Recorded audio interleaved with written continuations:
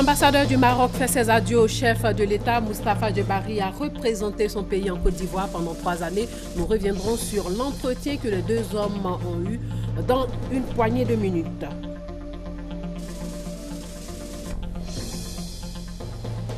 Dominique Ouattara et Lordina Dramani Mahama ont signé une déclaration conjointe d'engagement de la Côte d'Ivoire et du Ghana en matière de lutte contre la traite transfrontalière et les pires formes de travail des enfants.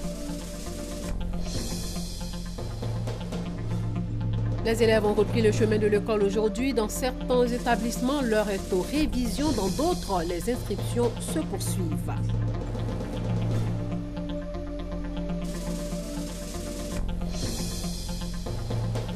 Au Brésil, la Chambre des députés a destitué son ancien président Eduardo Cunha pour corruption 2 semaines seulement après la destitution de Dilma Rousseff. Madame, Messieurs, bonsoir. Il a passé 3 années en Côte d'Ivoire en défendant les intérêts de son pays. L'ambassadeur du Maroc est venu faire ses adieux aujourd'hui au président Ouattara. Les échanges commerciaux entre la Côte d'Ivoire et le Maroc ont presque triplé en 5 ans. Ils sont passés de 80 millions de dollars en 2010 à 200 millions de dollars en 2015. Le reportage de Habiba Dambeli Saoui. Son Excellence Mohamed Djebari, l'ambassadeur du Royaume du Maroc en Côte d'Ivoire, a fait ses adieux au président de la République Alassane Ouattara ce mardi, après 3 années de bons et loyaux services en tant que représentant de Sa Majesté Mohamed VI, roi du Maroc, commandeur des croyants. Au terme de ma mission en Côte d'Ivoire, en qualité d'ambassadeur de Sa Majesté le roi, je suis venu faire mes adieux à son Excellence M. Alassane Ouattara, président de la République. C'était l'occasion pour le remercier et lui rendre un hommage particulier pour tout ce qu'il a fait pour l'ambassadeur et pour le Maroc durant la période que j'ai passée en Côte d'Ivoire. C'était l'occasion également de passer en revue l'état des relations bilatérales entre les deux pays, ces relations qui sont excellentes certes et qui nécessitent encore plus d'efforts pour les consolider. En mission en Côte d'Ivoire depuis le 18 mars 2013, l'ambassadeur Moustapha Djebari quitte la Côte d'Ivoire avec le sentiment du devoir accompli dans le cadre du renforcement des relations entre le Royaume chérifien et la République de Côte d'Ivoire. Sachez que le centre d'imagerie médicale du CHU de Treichville a été inauguré par le chef du gouvernement, Daniel Kablan-Duncan. La ministre de la Santé et de l'Hygiène publique était aussi présente. Sachez que le rééquipement du centre d'imagerie de Treichville fait partie d'un vaste projet de rééquipement de 12 structures sanitaires financées à plus de 8 milliards de francs CFA par la Côte d'Ivoire et la France. La lutte contre la traite et les pires formes de travail des enfants, une question prioritaire pour la Côte d'Ivoire et le Ghana. À preuve, les premières dames des deux pays ont signé aujourd'hui même une déclaration conjointe d'engagement. De nombreux enfants sont encore impliqués dans les pires formes de travail des enfants ici et dans la sous-région. Ils sont près de 4000 enfants en Côte d'Ivoire selon des études. Dominique Ouattara et Lordina Dramani Mahama se donnent donc la main pour mener la lutte. Le reportage de Viviane Aïma. Par cet acte officiel de signature conjointe pour leur engagement à travailler ensemble, les deux premières dames, Dominique Ouattara, première dame de Côte d'Ivoire, et Nana Lordina Dramani Mahama, première dame du Ghana, viennent de poser un acte historique pour l'élimination de la traite transfrontalière d'enfants qui a cours entre leurs deux pays. Acte historique car aucun accord de coopération n'existe encore entre le Ghana et la Côte d'Ivoire pour lutter contre ce fléau. Si l'initiative vient de la présidente du comité national de surveillance, dont une des missions est d'initier des actions de prévention, sa consoeur, première dame du Ghana, actuelle présidente en exercice de l'Organisation des Premières Dames d'Afrique contre le sida, et présidente de la fondation Lordina qu'elle a créée en 2009, qui s'investit dans le social au Ghana, a adhéré pour sa part sans hésiter à cette noble cause. Ensemble, elles viennent ainsi d'ouvrir le champ à une future coopération entre leurs deux États pour réduire d'ici 2020 le trafic d'enfants convoyés via le Ghana pour servir de main-d'œuvre agricole ou domestique, ou encore pratiquer la mendicité au profit de personnes adultes. Il n'a pas fallu attendre longtemps. L'initiative des 2 premières dames a fait mouche. Côté ivoirien, le ministre Dosso Moussa, qui préside le comité interministériel de lutte, a assuré que les démarches vont s'accélérer pour la signature d'un accord de coopération entre les 2 États que sont la Côte d'Ivoire et le Ghana. Qu'il me soit permis de saluer la présence à cette cérémonie de Madame la ministre du Genre, des Enfants et de la Protection sociale, et de Monsieur le vice-ministre de l'Emploi et des Relations de travail de la République du Ghana. Je voudrais ici leur traduire notre volonté d'entamer avec eux des échanges qui, à terme, devront aboutir à la signature d'un accord de coopération entre la Côte d'Ivoire et le Ghana en matière de lutte contre la traite transfrontalière et le travail des enfants. Le gouvernement ghanéen est aussi déterminé, a dit à son tour la ministre ghanéenne du Genre, des Enfants et de la Protection sociale, car le Ghana est indexé internationalement comme pays de transit et de destination dans le cadre de la traite des enfants, a-t-elle déploré. La traite des enfants fait peser une grave menace de boycott des productions cacaoyères de la Côte d'Ivoire et du Ghana sur les marchés internationaux du cacao. Mais cet aspect économique ne doit pas occulter le fait que la traite des enfants est un acte criminel, ont relevé les 2 premières dames. Environ 4000 enfants seraient encore victimes de la traite transfrontalière en Côte d'Ivoire. C'est donc une situation préoccupante qui interpelle tous les acteurs et nécessite des actions encore plus vigoureuses. Au titre de ces actions à mettre en œuvre pour éradiquer ce phénomène, la collaboration entre les pays voisins s'avère primordiale. Madame la Première Dame, ma chère sœur, je reste convaincue que c'est ensemble, dans un cadre permanent de concertation et de coopération, que nous réussirons à éliminer définitivement la traite et les pires formes de travail des enfants dans nos pays respectifs. La Première Dame du Ghana, pour sa part, a souhaité qu'une législation en matière de répression soit vite élaborée. Le Ghana est considéré comme l'un des pays d'origine, de transit, de destination pour les hommes, les femmes et les enfants victimes de travaux forcés et de trafic et abus sexuels. Et donc, nous devons intensifier les efforts pour arrêter les criminels qui sont impliqués et profitent du recrutement et des situations de transit de leurs victimes. Le Ghana et la Côte d'Ivoire, 2 pays voisins et surtout unis par l'histoire et la culture, Dominique Ouattara et Lordina Dramani Mahama l'ont une nouvelle fois rappelé.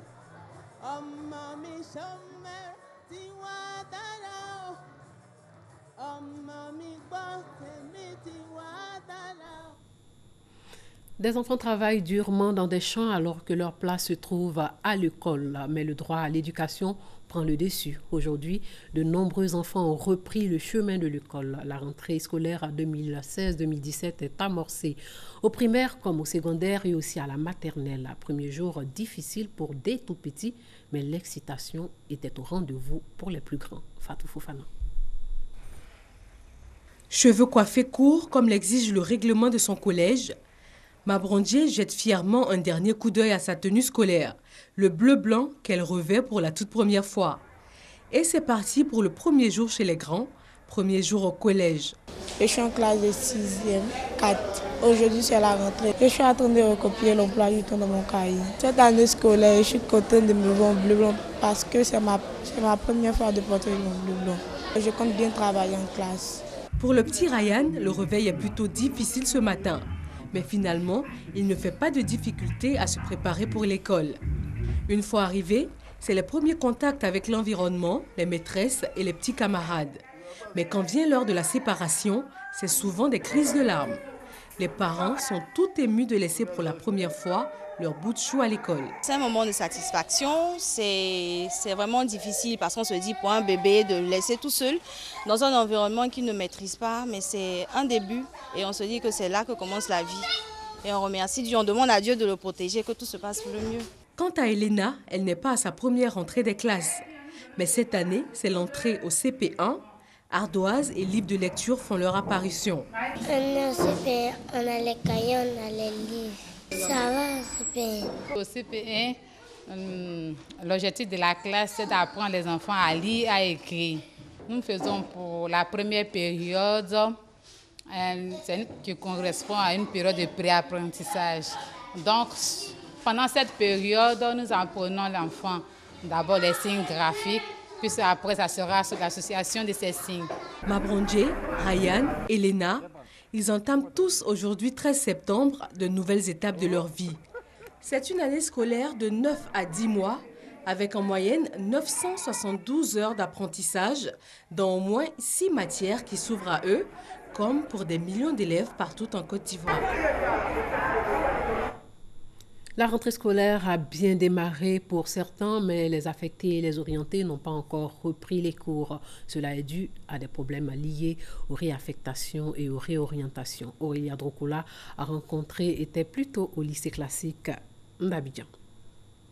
Après la fête de la Tabaski, c'est la rentrée des classes. Pour cette session 2016, les cours ont effectivement repris sur toute l'étendue du territoire national. Au lycée classique d'Abidjan, dans quelques salles de classe, ce sont les prises de contact entre professeurs et élèves. Bon, pour un premier jour de rentrée, je crois que tout se passe vraiment bien. Les enseignants sont à leur poste, les élèves aussi ont répondu massivement et tout se passe bien. On a commencé par prise de contact des professeurs avec le professeur de mathématiques, puis d'autres professeurs encore, puis on a commencé à faire de petits exercices pour commencer l'année. Du côté de l'inscription, le décor est tout autre. Des élèves ne sont pas encore inscrits. Parents et élèves attendent toujours de recevoir leur billet d'entrée en classe. Les cours ont déjà commencé réellement aujourd'hui, mais bon, j'avais un problème d'extrait de naissance que j'ai pu régler le vendredi. Donc c'est pour ça que je suis venue. Comme hier était la fête, j'ai attendu pour pouvoir venir aujourd'hui faire l'inscription en même temps. On est venu faire l'inscription. Maintenant, quand on est venu, on dit qu'on doit venir chez le proviseur. Donc le proviseur est en train de donner un mot. Maintenant qu'il a donné le mot, maman est partie au service informatique là-bas pour aller voir la permutation.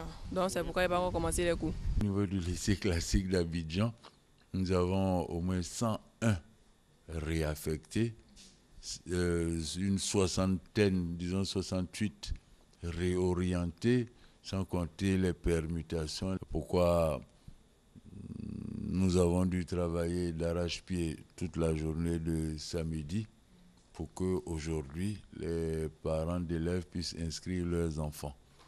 D'où un petit retard à leur niveau. Mais cela va se régler incessamment. Pour assurer aux élèves une bonne rentrée scolaire, parents et responsables du système éducatif sont appelés à conjuguer leurs efforts afin de corriger ces dysfonctionnements. Le reportage d'Aurélia Drokola était commenté par Delphine Bla. Les inventeurs et les innovateurs sont célébrés aujourd'hui. La Côte d'Ivoire compte de nombreux inventeurs, des inventeurs qui sont confrontés à des difficultés financières. Ils se sont réunis à l'hôtel du district d'Abidjan, c'est dans la commune du Plateau, pour en parler. Francis Boifo nous rapporte leurs préoccupations. Des inventeurs et innovateurs, il y en a en Côte d'Ivoire, une soixantaine. Mais ceux dont les œuvres sont connues sont plus rares.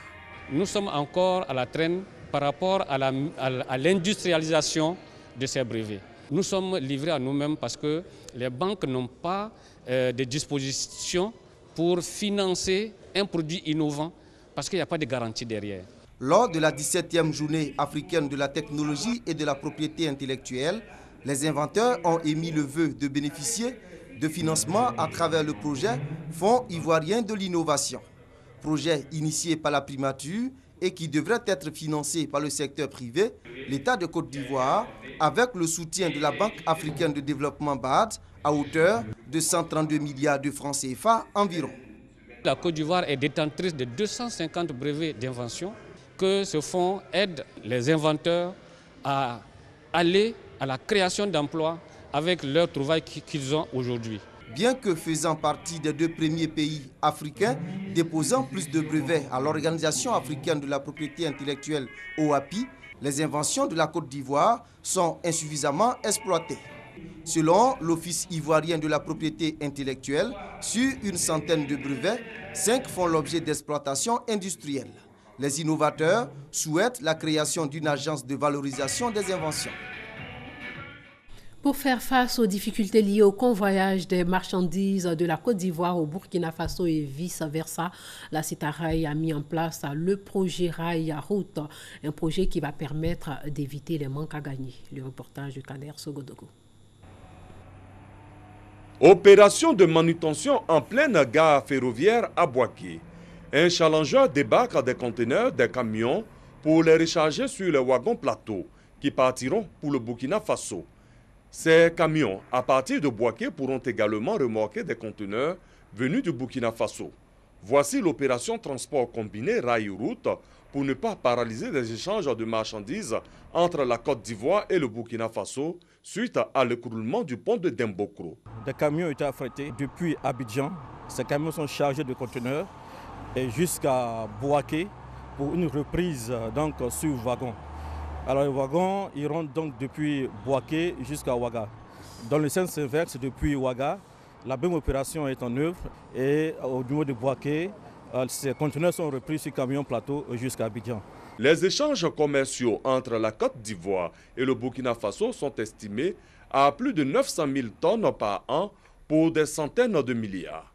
L'hydrocarbure, le coton, les céréales, le bétail font partie des échanges. Le projet transport combiné Rail Route est du goût des opérateurs économiques. Nous sommes très contents pour cette solution et nous faisons confiance à la Citarail, nous faisons confiance à la Côte d'Ivoire. Cette nouveauté à partir de Bouaké amène la douane à se réorganiser. Nous avons mis pratiquement 5 équipes en place. Nous sommes sur le terrain parce que nous avons reçu le mot d'ordre de notre direction générale qui nous a demandé de prendre en charge toutes les marchandises qui seront à notre niveau dans ces jours. Le transport combiné Rail Route demeurera jusqu'à la fin des travaux de réhabilitation du pont de Dembokro, annoncé pour la fin septembre par la Citarail. Hier, les musulmans ont célébré la Tabaski à Tabou, comme un peu partout en Côte d'Ivoire. L'accent est mis sur la culture de la paix et du respect mutuel. Le message de l'imam de la grande mosquée de cette ville du sud-ouest du pays était axé sur cela. Teresta Payouboui. À Tabou, les fidèles musulmans se sont déplacés massivement à la gare routière du quartier Outoké de la localité. L'occasion était belle pour l'imam de la grande mosquée de Tabou, El Hadj Mamadou Touré, pour lancer un message d'entente, de solidarité, d'amour et de paix à l'endroit de tous.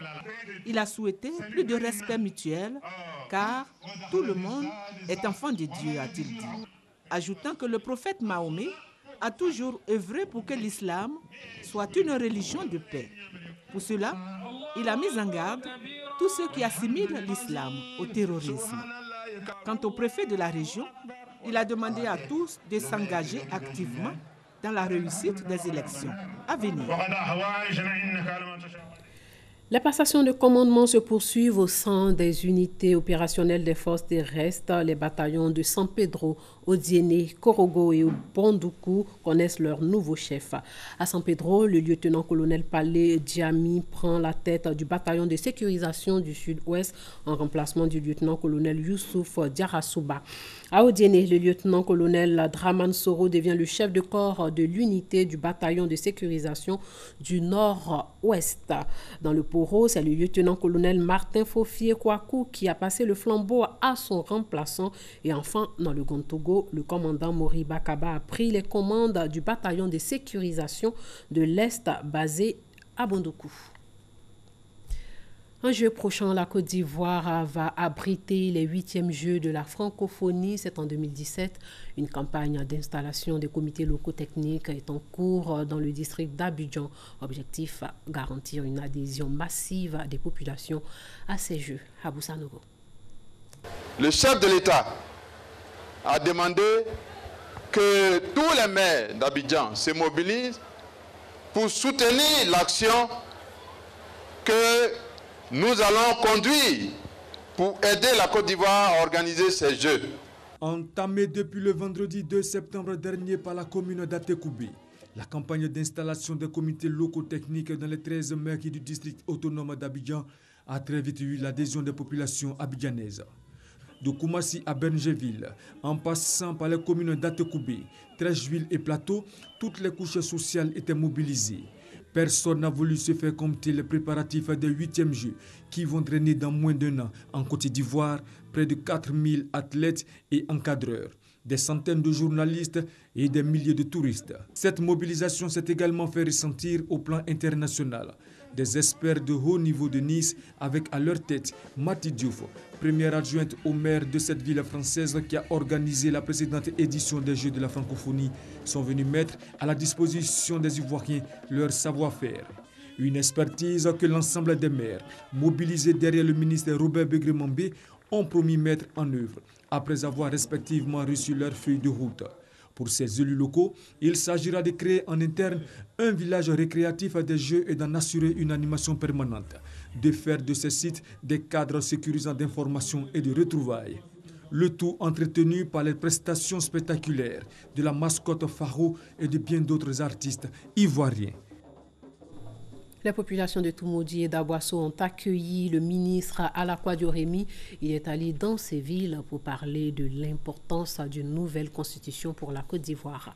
Alakwadio Remi a aussi évoqué les élections à venir. Le reportage de Sidonie Ndavila. Revue en 2000, la constitution ivoirienne sera à nouveau soumise à référendum. Avant la date du vote populaire prévue en septembre ou novembre prochain, le RHDP déploie ses émissaires dans tout le pays.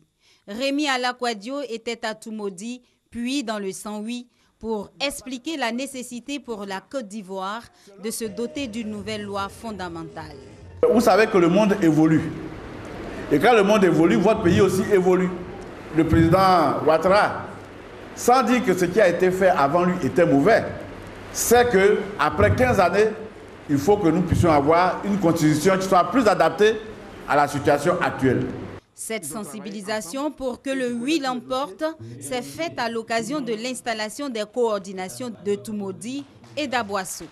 Remi Alakwadio a insisté sur l'union au sein de la famille des oufouettistes afin d'aboutir à un parti unifié, vœu cher au père fondateur. Nous allons continuer de renforcer justement cette cohésion. Nous allons renforcer le RHDP à Toumoudi et puis vive la victoire au niveau du référendum. Vice-président, Sénat, suppression de l'article 35, les grandes lignes sont connues. Début juin, le chef de l'État a nommé un comité d'experts chargé de mener la réflexion sur les détails de la nouvelle constitution. Il rendra ses conclusions avant que l'ensemble des Ivoiriens ne se prononcent sur la question.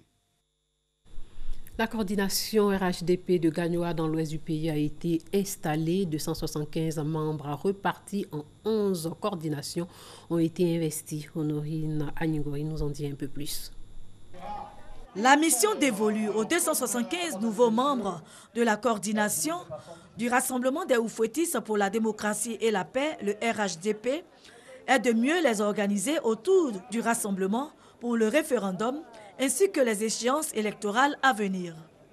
Il s'agit également d'instruire les coordonnateurs installés sur l'ensemble du territoire national afin qu'ils soient outillés pour gérer les échéances électorales à venir. Vous représentez sous la supervision du bureau de coordination au niveau départemental, le RHDP, et vous avez pour mission d'organiser, de mobiliser nos militants dans la région en vue donc de nos victoires politiques, référendum, RHDP, législatives. À partir d'aujourd'hui, vous êtes investis à aller sur le terrain et tous les jours à travailler sans relâche pour faire grandir le RHDP à Gagnoa. Mamadou Touré, conseiller spécial du président de la République, le RHDP ne peut pas être seulement l'affaire du directoire.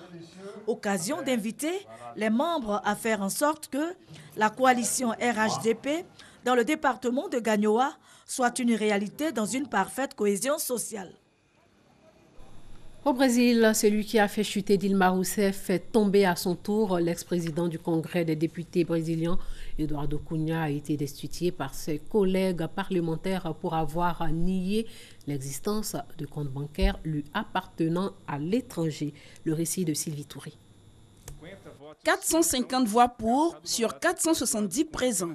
Presque à l'unanimité, les députés de la Chambre basse du Brésil ont voté la destitution d'Eduardo Cunha. Dans le viseur de la justice depuis un an, le président de l'Assemblée nationale a finalement été épinglé. Il a menti et omis des informations importantes à la Chambre des députés et a aussi menti sur l'obtention d'avantages indus. En prenant en compte tous ces faits incontestables, la sanction de perte du mandat se révèle pleinement adéquate, nécessaire et proportionnelle. Eduardo Cunha avait nié posséder un compte à l'étranger devant la commission d'enquête parlementaire sur le scandale de corruption autour de la compagnie pétrolière Petrobras. L'enquête judiciaire a découvert le contraire. Un compte secret en Suisse lui est attribué. Il a même enregistré un mouvement suspect de 2,5 milliards de francs CFA. Le désormais ex-président de l'Assemblée nationale, qui a assuré tout seul sa défense, a nié en larmes être propriétaire de ce compte.